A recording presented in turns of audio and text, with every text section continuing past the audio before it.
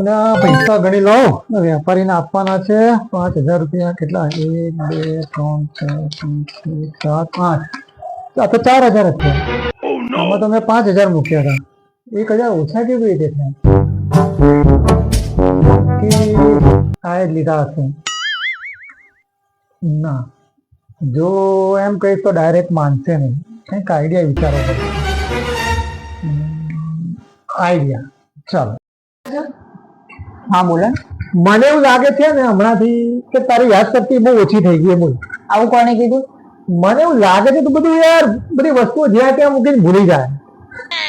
Complete બધું જ યાદ હોય મને, કશું જ ના ભૂલું. તો પછી હું તને થોડા પ્રશ્નો પૂછીશ અને જો તું બધા પ્રશ્નોના કમ્પ્લીટ જવાબ આપે તો તારી યાદશક્તિ સાચી, બાકી તો ભૂલવા લાગી છે માની લે. હા હેડો હેડો પૂછો. હા જો તારે તને ખબર છે ગઈકાલે હું આપણા ઘરે સોસાયટી માંથી 12 વાગે આવ્યો હતો. ના આવે 10 વાગે તો મેં ટાઈમ જોયો તો ઘડિયાળમાં.